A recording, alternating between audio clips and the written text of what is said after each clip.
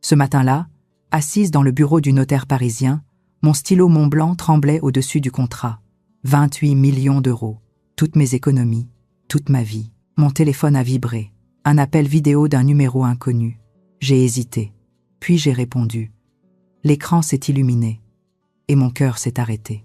Ma fille Sophie, attachée à une chaise, du sang coulant de son arcade sourcilière, les yeux remplis de terreur. Derrière elle, une voix distordue. « Madame Moreau, votre fille a été très curieuse, trop curieuse. Si vous signez ce contrat, elle mourra. Laurent Dubois n'est pas architecte, il est. L'écran est devenu noir. Mes mains tremblaient. Le notaire me regardait, confus. Laurent, assis à côté de moi dans son costume sur mesure, a souri. Ce sourire que j'avais trouvé charmant pendant 4 mois. Ce sourire qui maintenant me glaçait le sang. Je m'appelle Isabelle Moreau. J'ai 52 ans et je suis dentiste à Paris. Il y a 2 ans, après 25 ans de mariage, j'ai divorcé. Mon ex-mari m'avait trompé avec sa secrétaire, une femme de 30 ans, classique, pathétique. Le divorce m'avait laissé avec la maison du 16e arrondissement, mon cabinet dentaire prospère et 28 millions d'euros d'économies et d'investissements. J'étais une femme libre, indépendante, riche. Mais j'étais aussi seule, terriblement seule. Sophie, ma fille unique, avait sa propre vie, avocate brillante à 28 ans, associée dans un cabinet prestigieux, mariée à un chirurgien. Elle n'avait pas besoin de moi, et moi, je me retrouvais dans cette grande maison vide, à me demander ce que j'allais faire des 40 prochaines années de ma vie. C'est Sophie qui m'a présenté à Laurent Dubois, un soir de mars, lors d'un dîner chez elle. Laurent était le partenaire commercial de son cabinet pour un projet immobilier complexe. La cinquantaine élégante, cheveux poivre et sel, costume italien, sourire chaleureux. Il m'a parlé d'architecture, de voyage, de vin. Il m'a écouté comme personne ne l'avait fait depuis des années. Pas comme mon ex-mari, qui passait nos derniers dîners à regarder son téléphone. Laurent me regardait dans les yeux. Il posait des questions. Il s'intéressait vraiment. Après le dîner, il m'a raccompagnée. « Isabelle, j'ai rarement rencontré une femme aussi fascinante. Accepteriez-vous de dîner avec moi la semaine prochaine ?» J'ai dit oui. Pourquoi pas? J'étais libre. Il était charmant. Les semaines suivantes ont été un tourbillon. Dîner dans les meilleurs restaurants de Paris. Week-end à Deauville. Promenade le long de la Seine. Laurent était attentionné, généreux, cultivé. Il me parlait de ses projets d'architecture, de ses réussites. Un complexe de luxe à Cannes, des villas sur la Côte d'Azur, des investissements rentables. L'immobilier de prestige, Isabelle, c'est l'or du 21e siècle. Je l'écoutais, fasciné. Moi qui n'avais jamais quitté mon cabinet dentaire, qui n'avais jamais pris de risques financiers. Laurent représentait l'aventure, la possibilité. Sophie semblait heureuse pour moi. « Maman, tu mérites d'être heureuse. Laurent est un homme bien. Je travaille avec lui depuis 1 an. Il est sérieux, professionnel. » 2 mois après notre rencontre, Laurent m'a parlé d'un projet spécial. Nous étions dans son appartement du 7e arrondissement, vue sur la Tour Eiffel. « Isabelle, j'ai une opportunité exceptionnelle. Un complexe immobilier de luxe à Cannes. Front de mer, 15 appartements haut de gamme.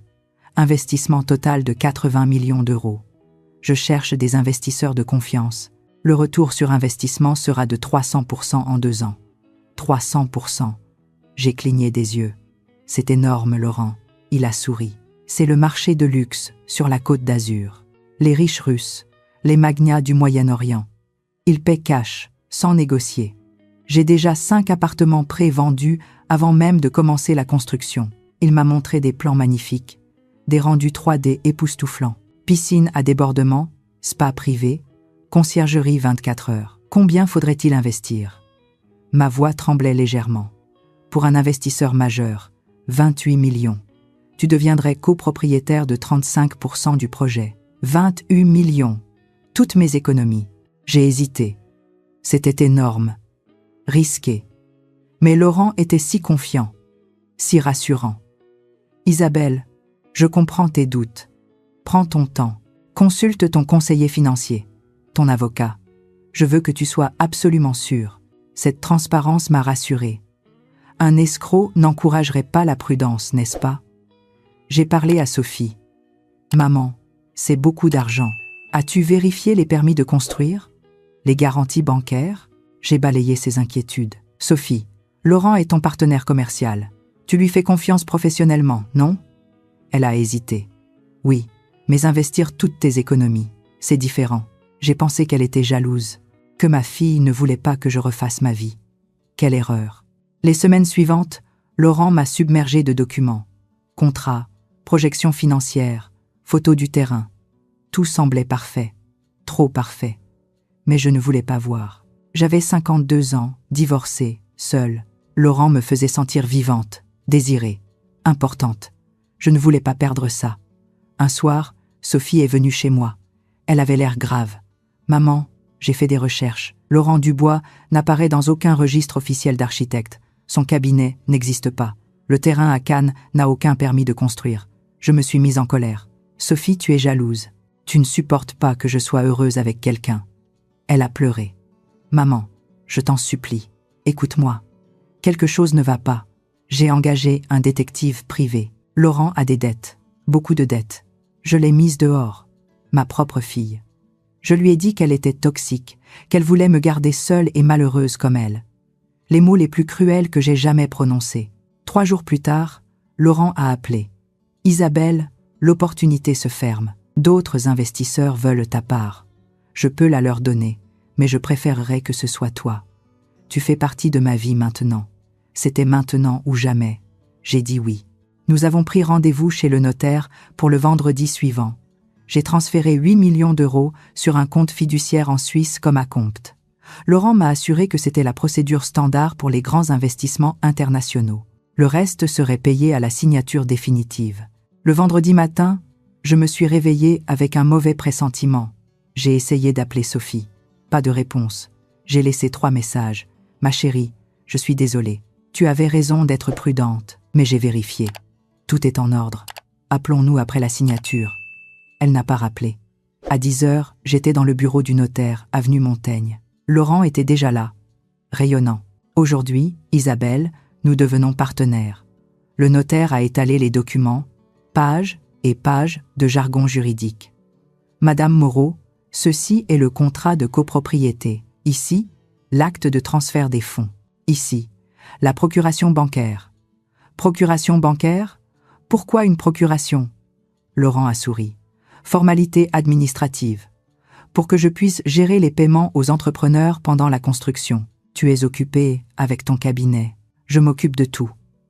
Le notaire a hoché la tête. C'est standard dans ce type d'investissement. J'ai pris le stylo, et c'est là que mon téléphone a vibré. L'appel vidéo. Sophie attachée. Sanglante. Terrifiée. Laurent Dubois n'est pas architecte. Il est. Le notaire me regardait. « Madame Moreau, vous allez bien? Vous êtes très pâle. » Laurent a posé sa main sur mon épaule. « Isabelle ?» J'ai repoussé sa main. « Ne me touche pas. » J'ai montré mon téléphone au notaire. « Appelez la police. Ma fille a été enlevée. Et cet homme. » J'ai pointé Laurent. « Est impliqué. » Laurent s'est levé, le visage soudain froid. Très froid. « Isabelle, tu es confuse, stressée. C'est normal avant un gros investissement. » Le notaire a décroché son téléphone. « Je vais appeler les autorités. » Laurent l'a arrêté. « Ce ne sera pas nécessaire. » Il a sorti son propre téléphone, a tapé un message. 30 secondes plus tard, mon téléphone a vibré. Une autre vidéo. Sophie, toujours attachée. Une voix. « Madame Moreau, vous avez 2 choix. 1. Vous signez. Votre fille sera libérée dans 2 heures. 2. Vous appelez la police. Votre fille meurt dans 2 minutes. Vous avez 60 secondes pour décider. » Le notaire était figé. Laurent me regardait, son masque charmant complètement tombé. J'ai vu alors ce qu'il était vraiment. Un prédateur. Froid. Calculateur. Sans âme. Combien? J'ai demandé. Combien de femmes avant moi? Il a souri. Ça n'a pas d'importance. Ce qui importe, c'est que tu signes. Maintenant. J'ai regardé les documents. 20 millions d'euros supplémentaires. Plus les 8 déjà transférés. 28 millions. Ma vie entière. Si je signe, comment sais-je que Sophie sera libérée? Laurent a haussé les épaules. Tu ne le sais pas. Mais si tu ne signes pas, elle meurt. C'est certain. Le notaire a murmuré. Madame. Ne signez pas. Nous pouvons trouver une solution. Laurent l'a regardé. Maître. Vous êtes complice maintenant. Vous voulez vraiment être impliqué dans un meurtre? Le notaire est devenu blanc, ma main tremblait. J'ai approché le stylo du papier. Et puis j'ai pensé à quelque chose. Sophie est avocate, intelligente, courageuse. Elle ne voudrait pas que je cède au chantage. Elle me dirait de me battre. J'ai reposé le stylo. Non. Laurent a plissé les yeux. Quoi? Non. Je ne signe pas. Fais ce que tu veux. Son visage s'est tordu de rage. Il a attrapé son téléphone, a commencé à taper.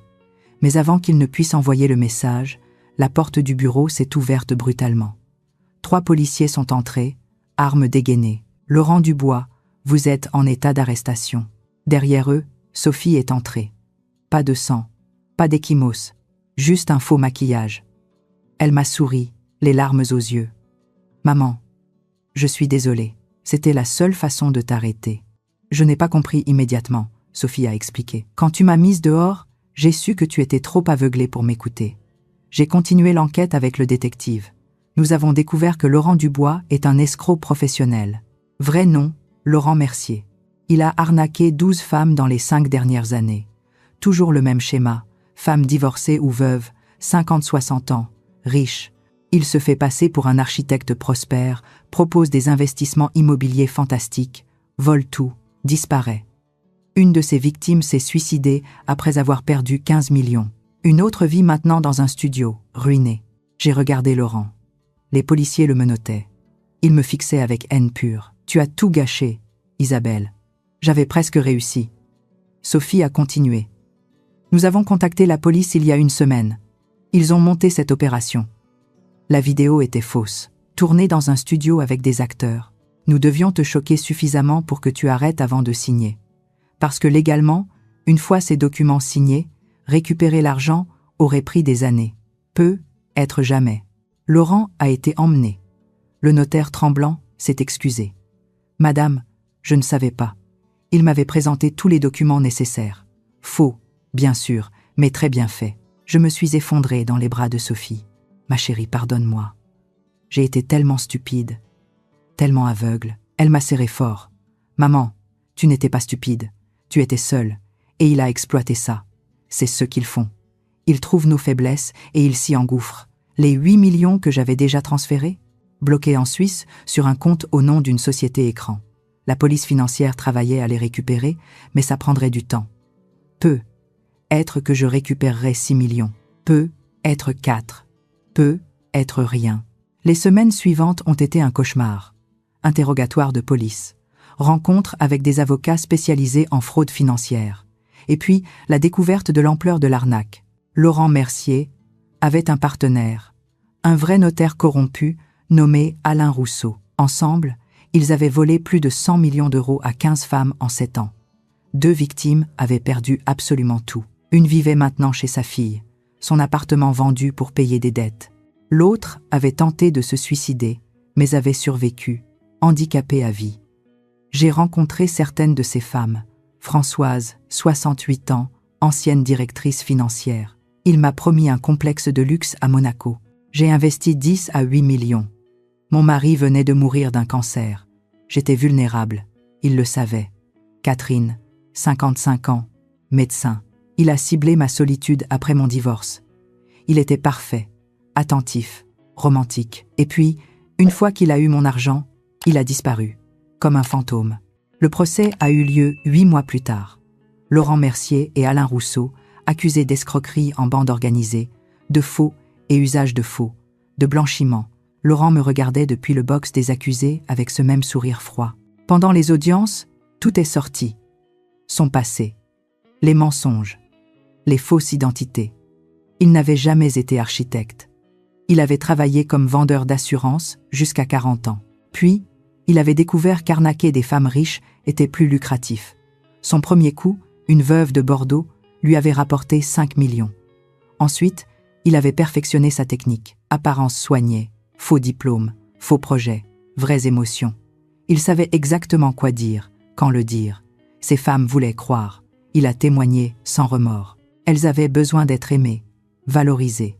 Je leur donnais ça. En échange, elles me donnaient leur argent. C'était un échange équitable. Un échange équitable. J'ai eu envie de vomir. Sophie a témoigné. Elle a raconté comment elle avait suspecté Laurent dès le début. Ma mère changeait. Elle parlait constamment de lui, de ses projets. Elle devenait secrète. Quand j'ai posé des questions, elle s'est fermée. C'est là que j'ai su que quelque chose n'allait pas. J'ai engagé un détective privé. En 2 semaines, il a découvert la vérité. Laurent Mercier n'existait pas officiellement. Pas de registre d'architecte, pas de société enregistrée, rien. Juste un fantôme, avec de faux papiers et de vraies dettes. Moi aussi, j'ai témoigné. J'ai raconté la solitude après mon divorce, la joie de rencontrer Laurent, l'aveuglement, les signes que j'avais ignorés. Il me demandait souvent combien valait mon cabinet, mes investissements. Je pensais qu'il s'intéressait à moi. Maintenant, je comprends qu'il calculait combien il pouvait voler. Le procureur a demandé « Madame Moreau, qu'avez-vous ressenti quand vous avez réalisé la vérité ?» J'ai regardé Laurent, de la honte, pas parce qu'il m'avait trompé, mais parce que j'avais refusé d'écouter ma propre fille, parce que j'avais choisi un étranger charmeur plutôt que ma famille. Le verdict est tombé. Laurent Mercier, 28 ans de prison. Alain Rousseau, 15 ans. Confiscation de tous leurs biens. Restitution aux victimes. Mais sur les 8 millions que j'avais transférés, seulement 3 ont pu être récupérés. Le reste, évaporé dans des comptes offshore impossibles à tracer. 3 millions sur 8. Je les ai partagés avec les autres victimes. Françoise a récupéré 500 000 €. Pas assez pour retrouver sa vie d'avant, mais assez pour arrêter de vivre chez sa fille. Catherine a récupéré 400 000. Elle pleurait en signant les papiers. Merci Isabelle. Grâce à vous, je peux garder mon appartement. Je n'ai rien gardé. J'avais encore ma maison, mon cabinet. J'avais perdu de l'argent, mais pas tout. Ces femmes avaient tout perdu. Elles en avaient plus besoin que moi. Sophie m'a demandé pourquoi. « Maman, cet argent t'appartient. Tu as le droit de le garder. » J'ai secoué la tête. « Non, ma chérie. J'ai de la chance. J'ai encore une vie. Ces femmes n'ont plus rien. Si cet argent peut leur redonner un peu de dignité, alors c'est le moins que je puisse faire. 2 ans ont passé. Laurent Mercier est en prison. Selon les gardiens, il est un détenu modèle. Il lit beaucoup, suit des cours par correspondance. Il prépare déjà sa sortie dans 26 ans. Alain Rousseau, lui, a été diagnostiqué avec un cancer du pancréas. Il ne verra probablement jamais la fin de sa peine. Karma peut être, ou juste la vie qui suit son cours. Moi, j'ai changé. Je n'ai plus peur de la solitude. J'ai compris que être seul et être solitaire sont 2 choses différentes. Je suis seul, oui. Mais je ne suis pas solitaire. J'ai ma fille, mes petits-enfants maintenant, mes amis, mes patients. J'ai créé une association, Femmes Vigilantes, pour aider les victimes d'escroqueries sentimentales. Nous organisons des conférences, des groupes de soutien. Nous enseignons les signes d'alerte, les red flags que j'avais ignorés. Comment vérifier l'identité de quelqu'un, comment protéger ses actifs, comment dire non. L'association aide une 50aine de femmes par an. Certaines viennent avant d'investir. Nous vérifions leurs partenaires. D'autres viennent après, brisées, ruinées. Nous les aidons à reconstruire. Sophie travaille bénévolement pour l'association. Elle offre des conseils juridiques gratuits. Maman, ce que Laurent a fait, ce qu'il leur a fait à toutes, c'est criminel. Mais c'est aussi une leçon sur la vulnérabilité, sur l'importance de la vigilance, sur l'amour de soi. Elle a raison. J'ai appris que je n'ai pas besoin d'un homme pour être complète, que la solitude peut être une force, pas une faiblesse, que mes 52 ans ne sont pas la fin de ma vie, mais peut être le début d'une nouvelle, une vie où je ne signe plus rien sans lire chaque mot, où je n'ignore plus les avertissements de ceux qui m'aiment, où je ne confonds plus la solitude avec le vide. Hier, j'ai reçu une lettre de prison, de Laurent. Isabelle, je sais que tu ne me pardonneras jamais, je ne le demande pas, mais je veux que tu saches que de toutes les femmes que j'ai connues, tu étais la seule que j'ai presque regrettée. Tu étais intelligente, forte, belle. Dans une autre vie, j'aurais être pu t'aimer vraiment. Mais dans cette vie, je ne suis qu'un homme vide qui prend pour remplir un trou que rien ne peut combler. Je suis désolée, j'ai déchiré la lettre. Je n'ai pas besoin de ses excuses. Je n'ai pas besoin de sa validation. Je n'ai besoin de rien de lui. Il a pris mon argent, mais il n'a pas pris ma dignité. Il a volé mes économies, mais pas ma capacité à faire confiance, à aimer, à vivre. Aujourd'hui, je suis assise dans mon cabinet dentaire, entre 2 patients. La radio joue doucement. Le soleil entre par la fenêtre. Je regarde la photo de Sophie et de ses enfants sur mon bureau. Je pense à ces 2 années. À la douleur, à la honte, à la colère, mais aussi à la guérison, à la croissance, à la sagesse. Si je pouvais revenir en arrière, changerais-je quelque chose? Oui. J'aurais écouté ma fille dès le début. J'aurais vérifié les antécédents de Laurent. J'aurais consulté plusieurs avocats avant d'investir. J'aurais lu chaque page de chaque contrat. J'aurais fait confiance à mon instinct quand il me disait que quelque chose n'allait pas. Mais je ne peux pas revenir en arrière. Je peux seulement avancer et aider d'autres femmes à ne pas faire les mêmes erreurs. La semaine prochaine, je donne une conférence à la mairie du 7e arrondissement. Comment protéger vos actifs des prédateurs financiers? 50 femmes sont inscrites. 50 femmes qui, comme moi, sont divorcées ou veuves, riches et vulnérables. Je leur dirai la vérité, que les prédateurs existent, qu'ils sont charmants, convaincants, irrésistibles, qu'ils ciblent notre solitude, notre besoin d'amour, notre peur de vieillir seul. Je leur dirai de faire confiance, mais de vérifier, d'aimer, mais de protéger, d'espérer, mais de rester vigilante. Je leur dirai que la vraie richesse n'est pas dans un compte en banque, c'est dans les personnes qui nous aiment vraiment. Ma fille qui a risqué notre relation pour me sauver.